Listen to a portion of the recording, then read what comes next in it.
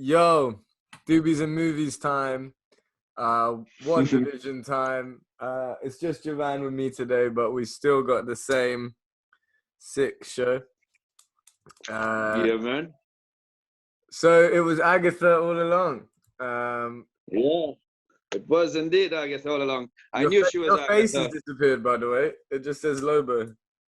Oh, hang on. Where is it gone? Yeah, there we go. Yeah, I knew it was Agatha all along, but I don't know. It definitely seems to be that even though she was the one controlling it all along, she obviously didn't create the hex. No, She manipulating Wanda to create the hex, and she manipulated her to make it bigger and practically making her I out don't to even be think the she did. villain. I don't think she has anything to do with the hex. Actually, I think she's trying to help Wanda navigate the hex. You think so? I think it's a huge misdirect because I don't think that they want to go against what Agatha is in the comics. And I think it makes more sense still that the best, I don't know if I heard this theory or put it together in my head using like 100 different theories I've read, but I really like the idea still that in her subconscious grief, she communicated with Mephisto somehow because he takes advantage of these things and he has this ability to sense that power of That shade. she has. Yeah. Yeah. I try to take advantage. Yeah, I get that. And I think Agatha would be someone in there as a witch who's trying to help Wanda understand what's going on, but not in the way that Monica is. Monica's trying to be like, look, this is what you're doing to this town, all this stuff. But Agatha, I think, is just trying to say, look, this guy's fucking with you. I'm going to teach you some real magic here. Yeah. Well, it seems, I don't know. I think definitely maybe she in cahoots with Mephisto, because for the entire episode, you didn't see Pietro until when she revealed that it was her all along, and you see her manipulating like Pietro. I don't know if it was like making her see a vision of him, or sinister? This is why I don't think she's a bad guy. They played a joke that she kills the dog, but the dog isn't real. She killed the dog for Wanda to learn something. She played all these tricks for Wanda to realize something. She's never done anything out of evil. At least and I think even Pietro was trying to get her to understand what's going on. I actually think Agatha's the one trying to break her out of the hex, but just in a more effective way than what Monica is doing. I believe, even though in the comics or whatnot, she was like a type of mentor for Wanda. I believe somewhere along the line, because did you see the end credits after all the end? Monica gets pushed in there. Yeah, and Pietro popped up and asked her what she's looking for or something like that. I believe Pietro really is Mephisto, and the two of them doing something. That's interesting. Because it have to do, I don't know if it has something to do with the two boys as well, because obviously in the comics they fragmented parts of his soul, and Agnes was taking care. Magic. Pardon? I still think it's all coming from Mephisto's magic. You think so? I mean, I'm happy to be wrong. I'm so happy to be wrong, and it's not Mephisto. The way I understood it was, I see what you're saying, and I do think that obviously at this point anything's fucking possible.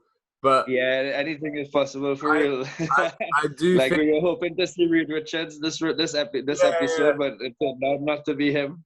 They know that they can play with you and all these things, but I do think that Agatha, I don't think her game is an evil one. I really don't. I honestly think she's thinking for Wanda's self-interest in relation to her own, and to do with being a witch and wanting to help her understand her powers.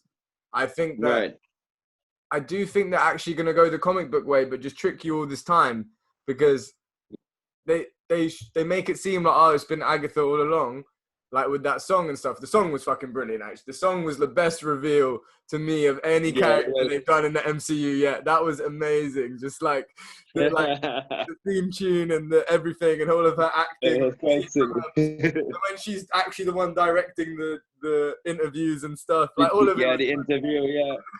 But I do think it's too easy for them to have told you that now with 2 episodes left. And yeah, no. I think I think you're right. I think there's too much of a in your face that she's the one that she's the villain all along or whatnot. No. Yeah. I think it have a little twist there, but for me, I think it's something. I don't know. It has something to do with the boys because I don't know. She was taking care of Wiccan and Speed, and true. Then all of a sudden they disappeared from the entire episode, and she was looking for them, and basically Agatha directed her to the basement. For what reason? What they have down in that basement, I don't know. But I think that, so now Monica's been pushed into the basement, okay? So the common theme I'm seeing here is that, and this is taking in the hypothesis that Agatha is like she is in the comics and she is a mentor to Wanda. There's 2 people besides Wanda that are actually here trying to understand Wanda and help Wanda, and they would be Agatha and Monica. I actually think the misdirect will be that will actually be the 3 of them talking and Agatha explaining what's going on to both Wanda and Monica, because Monica, I think it makes sense that there's this idea of Tyler and Sword and the humans at this point, because like we talked about in recent weeks, there's no Cap, there's no Iron Man, there's no Avengers really. So this human threat is actually very unsympathetic of Wanda, to the point where Tyler was wanting to weaponize Vision. So I think that then Monica was different because partly because she lost her mother, so she's also in a place of grief, but also probably because she's a better human being. She understands that it's deeper than just this, and she's trying to connect with Wanda. And I think that Agatha's probably clocked that, and which is why she's pushed her down the basement, not to harm her, but to actually create some sort of team, the 3 of them, against Mephisto. I don't know if it's to create a team though, because remember she tried to get rid of her though. She was trying to like get Wanda away from speaking to her, like because she was getting under her skin kind of thing. Now, like she was actually breaking, get into her now, like making her understand. And from the time like she see that little split second of like doubt and wonder mind, she just entered and grabbed her and pulled her away, you know. But what if she knows something more about the Hex than anyone else? That if Wanda suddenly becomes self-aware, then maybe all of these people die or something. Maybe she actually knows that there's a way that she has to communicate this with Wanda that only she understands because she's a witch. This is more what I'm thinking, because everything that she's done, Pietro was there to try and push some realizations. The death of the dog was to push realizations. The magic trick was to push realizations. The only common theme I can see in Agatha's behavior is actually to try and tell Wanda what's going on. But when she comes in there, it's a really good point there, because she clocks that she's about to find out and she comes in. But reading between the lines, I think it could be because she's worried that if you find out something in a moment that you should really be told over time, kind of like a kid growing up, like, you tell a 3-year-old all about life. Deep end of the pool. Exactly. Yeah. Maybe pushing Monica down there is actually because she's needs to also explain some shit to Monica, because she's clocked that Monica's actually cares for Wanda, unlike the rest of Sword. Yeah, it could be right. Because what if the Hex? It just works so well that she's actually been protecting Wanda this whole time. I think it would trip people out, and it still works with the Mephisto theory, but it could still. Hopefully, and I mean, you don't know where you're gonna go right now after all of this. You know, it's just like, where the fuck is all of this leading to right now? But it's really interesting to the advert that they had this week was with the Nexus pill, and in the comics, the Nexus, each multiverse or each universe has its own nexus, and in the comics, Earth 616, which is the main timeline. Yeah.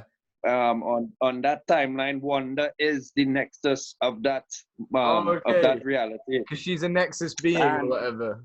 Yeah, exactly. Yeah. And the Nexus beings are usually monitored by the TVA, the Time Variant Authority, Which is going to be in Loki. which is going to be in Loki. Yeah. So, yeah, it's That's kind of very sick, actually, to link that in. That's a really good link. yeah, Because you do feel like this is opening up. It seems, right, for a while, the MCU were a bit scared of doing the more magical stuff. They eased you into everything. Even Doctor Strange film, they went easy. They seemed a bit scared to fully go in. But now I feel with Agatha Harkness, they're fully just going to embrace all the witch. Yeah, they're gonna go more into the supernatural side of Marvel and spiritual side of Marvel. Which must mean that it would make sense, still going back to Mephisto of it all, to include him, because you open up so much. You open up Ghost Rider, and you open up maybe even Blade. The Morbius, all of that. There's a lot of stuff that then opens that corner of, and also, but I still also think Nightmare's not a terrible bet too, just because of Doctor Strange 2. But maybe it does something. Maybe Nightmare's got nothing to do with it, but the events of WandaVision get Nightmare thinking, involved in it somehow. Yeah. But it was pretty cool too to see Monica developing her powers as Photon for the first time as well. Yeah, we got a cool kind of little superhero origin within the story, and it was cool. Yeah, it was cool. You see her as a little kid, and voiceovers from her mum and Captain Marvel. It was a nice. They still did well at giving Monica a good origin whilst working it into the show. And I think that worked because, I mean, firstly, obviously, Kevin Feige's a master of story structure, the way he keeps coming out with these things. But to introduce her as a kid, you're already connected to her from the first second. And actually, very smartly, to kill off Maria, you straight away, because that's your connection that you know about her, was her relationship with her mum and with Carol. Yeah. So you're instantly connected to her because of that. And it's very clever. And then it works with her understanding Wanda on a deeper level too. I mean, how they think of all these things and tie it together. It's not just taking the comics and putting them on film. It's making it work as its own universe so well. Well, they definitely had inspiration and a lot of help from the original storytellers from the comics. So it's definitely not him all by himself with all the structure and whatnot. You see how many people have failed at making these comics films. Of course, yeah. And his ability to know how much of what you need, how much connection of each person you need, which people need their own film, which people you can do their origin in someone else's film. It's It's ridiculous. Yeah, he's good like that. He is good like that. He's like Jesus. Well, thank God he himself as a kid. If not, we wouldn't have what we have today. Exactly. Not just a Marvel geek. I think, but a film geek too. I think someone who knew the comics intimately, but also knew films well and knew how to make these things films, what kind of directors to get for each project. It's not just the casting of actors, the casting of writers and directors they get. It's unreal. Who knew Russo brothers, who had only done sitcoms, would make Winter Soldier, Civil War, Infinity War, and Endgame? Yeah, man. Genius. I don't know how. Just hats off. Anyway, back to the episode. So on the sitcom side of things, it was like The Office and Modern Family and stuff with the mockumentary. Yeah. And I thought that might mean that we'd get Reed Richards because he was in The Office, who we believe is going to be Reed Richards was in The Office, but it doesn't work like that. No, it didn't work like that, unfortunately. But yeah, it was for me. It wasn't all that great of an episode, but it was one of my least favorites because it was just kind of like I didn't really like in the end how they just kind of threw it in your face. It was Agatha all along, but I guess that's to throw you off. I honestly think it's now everyone's going to be like, you get all these English newspapers that don't know anything, like, oh, Agatha Harkness revealed as the villain, and you get all this, everyone thinking that, but I think what they do well is by doing that kind of theme tune thing, it just worked really well by giving her character a good entrance and making you understand that she's kind of wacky and weird and stuff. And then I think she's actually going to turn out to be, I'm not even saying necessarily good, because good is a difficult word to put your finger on. I just don't think she's evil. I think she has her own agenda. Yeah. I think, and if you go back to Civil War, Kevin Feige has always liked having this third party that has a different purpose. And I think with Black Panther in that film, that was a good indicator of where I think a lot of Marvel stories will go, because it's Captain America versus Iron Man, but without making the film any worse, only making it better. You put this other guy in, Black Panther, who just wants revenge for his dad's murder. And it all ties in so well, but you get this other opinion and passionate voice coming into it and making it the stew more bubbly. Yeah. And I think that I might be wrong, but I'd like it from a story point of view if Agatha was still the Agatha from the comics. I don't see the interest in making her a villain when she seems as interesting as like this mentor for Wanda and the only person who can help her be Scarlet Witch. Yeah. I mean, no, I don't think. I mean, it's Marvel again, and it's Kevin Feige we're dealing with, so I don't think he's just gonna make her out to be like just a one-off villain and kill her off easy, and that's it with her. I believe somewhere down the line he's gonna make her somewhat kind of like a anti-hero, I guess. Yeah. Yeah. I think what you're gonna do actually in this next episode, I think we're gonna get introduced to witches as a concept next episode. And I think whether that's through exposition or backstory or what, I do think we're gonna get Wanda understanding some of Agnes. We're gonna see some of Agnes's side of things, maybe pre-Westview. I was hoping. I think maybe in the next one we might get a little flashback of when maybe she was breaking into the sword facility to get his body, and yes, that's the other thing we need to talk about. Yeah, maybe she would find out exactly what Hayward was doing to him, or like what his agenda with pushing body was. That makes more sense. So obviously, the reveal that Tyler was wanting to use Vision as a weapon this whole time. And then the way he showed everyone the clip of Wanda stealing him just to push his propaganda that she was a terrorist and all this stuff makes a lot of sense, that Wanda clocked on to what he was doing, which is why he stole the body. Because... Yeah, I have a feeling he's trying to bring Ultron back still. I'm not sure. I think that's a good theory. I think we've got a lot to get through this next 2 episodes, but my understanding of it, I think we're going to be introduced into especially when Vision was talking to Darcy as well, and he was explaining that he was built up from Jarvis AI and a little bit of Banner, a little bit of Tony, and some of the Mind Stone, whatnot. Yeah, I think all that Vision Darcy stuff was great actually. Before we go, that bit where Vision they start realizing that Wanda doesn't let them leave with these like traffic lights and stuff and roadworks. Yeah. And then he's suddenly like in the mockumentaries thing again. And he's like, wait, why am I here? Like, it's so subtle that he just naturally goes into this mockumentary, and then he starts realizing, no, this is one of Wanda's impediments. I've got to like get out of this and go back to my bed. And there's a funny bit where he jumps out of the van, and Darcy's a bit like, all right, I'll meet you there then. She does have some good lines in this one, actually. They managed to turn, again, a character that I couldn't have cared less if they brought back, to be honest. And they've managed to make her someone I actually am rooting for. And we didn't get much Jimmy Woo this week. Just a bit of panicked Jimmy Woo as Monica goes through the hex. Yeah, go through the hex. Get out of there. Get him head back.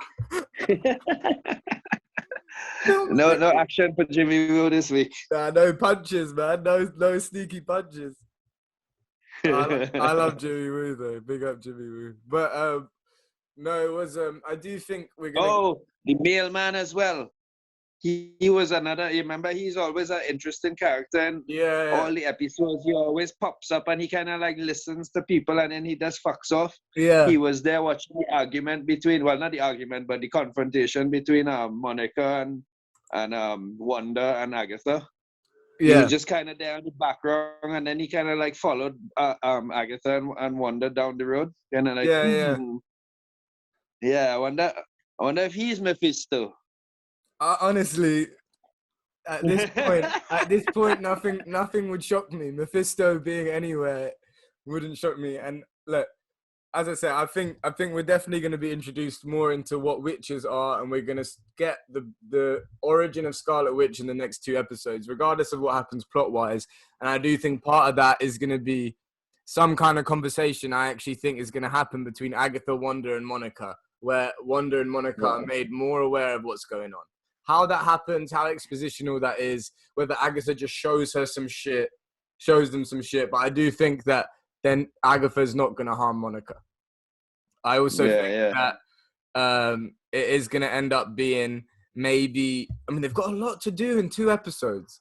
But I think... I know, in 2 episodes, and still they haven't really... I was thinking they were going to get a little bit more of an understanding of what actually really going on. But no, just but we're not. Left We just got another misdirect. Hanging there again. Like I think what really is going on.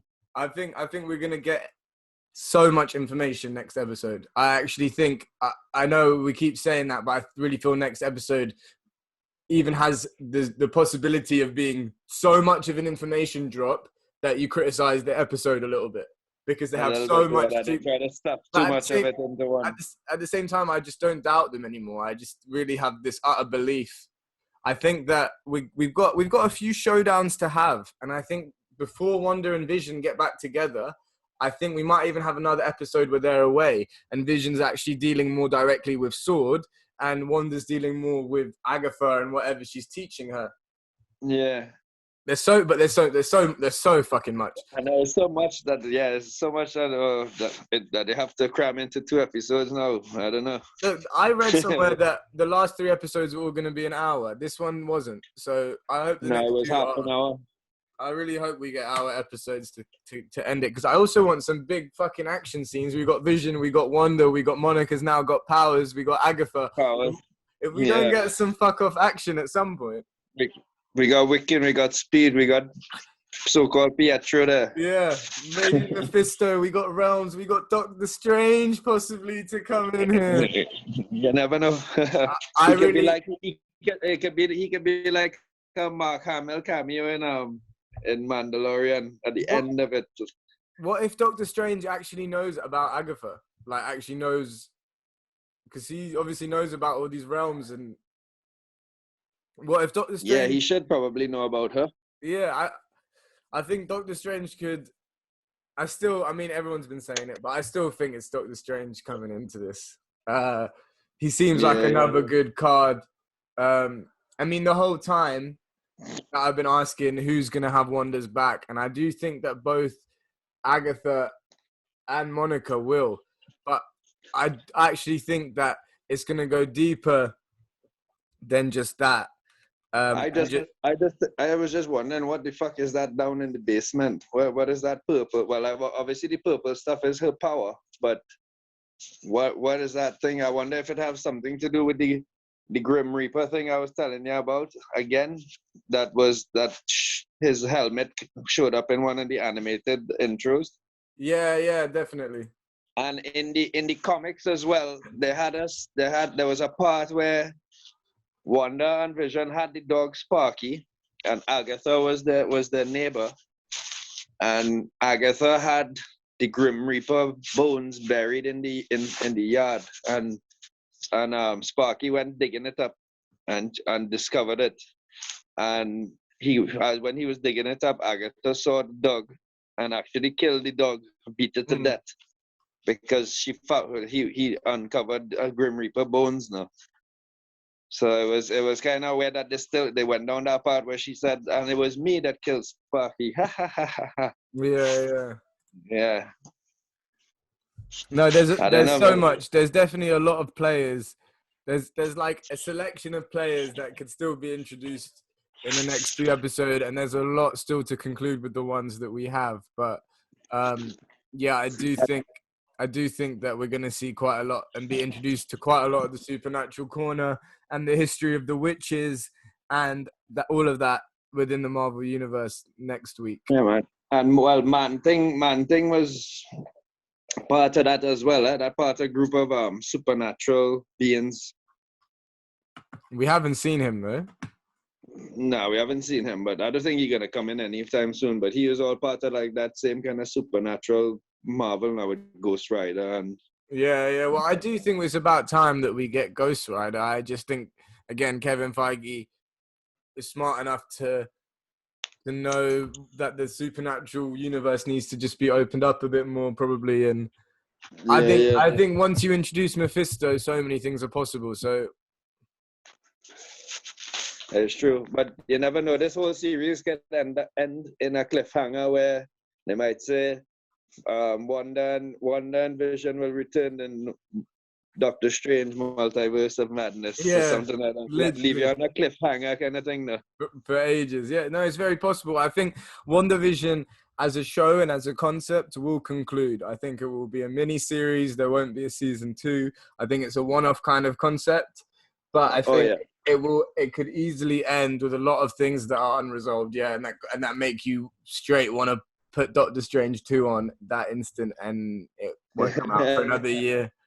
But for real, when is Falcon Winter Soldier coming out? There's a week off. In a week off from the end of WandaVision. So Wanda finishes. There's like a week where they release the making of Wanda, and then the next week is Falcon. It's the day after Justice League Snyder Cut drops. Right. That's gonna be shit anyway. Yeah, no matter how many times he cut it. Yeah, he did less cutting. That's why it's 4 hours. Apparently, made more scenes, but we'll see. Apparently, they made Jared Leto's Joker look a little bit more sinister. Yeah, they can do their best, huh? Anyway, this is WandaVision. But yeah, there's a lot to come Marvel-wise. There's a lot to come in these next 2 weeks, and it's going to be non-stop Marvel this year. And I think we're going to get a similar way to how Phase 3 lifted the quality a lot. I think we're going to see that again in Phase 4. I think we're going to keep seeing more and more unique takes. I think with the TV series, we're allowed to kind of see more unique takes, and more characters are going to be developed and feel more three-dimensional each project. I think we're finally at this living, breathing organism of the MCU, and now it's just about putting more and more shit on the table. Everything now, like the gates are open. Thanos done. Now we should hopefully get everything from vampires to gods to planet-eating entities. Everything. Galactus. I really hope so. I hope we get a Silver Surfer show eventually. I hope it all starts coming. But one by one, I guess we've rinsed this episode dry. I don't know what else there is to say. Yeah, I can't think of anything else. I just said we rinsed it dry, which doesn't make sense, but we rinsed it, and it's now been dried. You wrung it dry. We were squeezing it dry. But yeah, so how about rating for the episode and a moment of the episode. Rating for the episode, well, moment of the episode for me would be, the big reveal of Agatha finally coming up and saying she's the one, and the little theme song and all that. That was really cool. I enjoyed that. Me too. It was one of my least favorite episodes, so I'll have to give it 7.9. Yeah, I found the 7.9. I found the beginning, the humor less organic. I actually think it was funniest back in the 50s, and the sitcom worked the kind of funniest in that environment. But it had its moments. They've all had their moments, all the sitcoms. I also think that she didn't fully touch upon, but the kind of the moment that Monica and Wanda kind of had a little mini battle. It was cool to see Monica's superhero landing, and it was nice. Yeah, she stuck it too. She stuck the landing. Yeah, and it was a good indicator of what's to come. Like I say, I'm a big believer in the Agatha is a good guy train, but yeah. We'll see next week. I didn't give a rating. To me, you're right. That was like an 8 or a 9, maybe even an 8, just because I felt less kind of happened. But then the big moments were like 10 MCU. The ending was amazing. The Agatha song was amazing. So it's hard for me to rate it individually, because at the moment I don't think they've really put a foot wrong, and it's almost looking like a 10 out of 10 as an entire series. But we've got 2 episodes left. Keep smoking Doobies, keep watching movies, stay locked in for WandaVision and all other shit. Yeah. Have a nice weekend.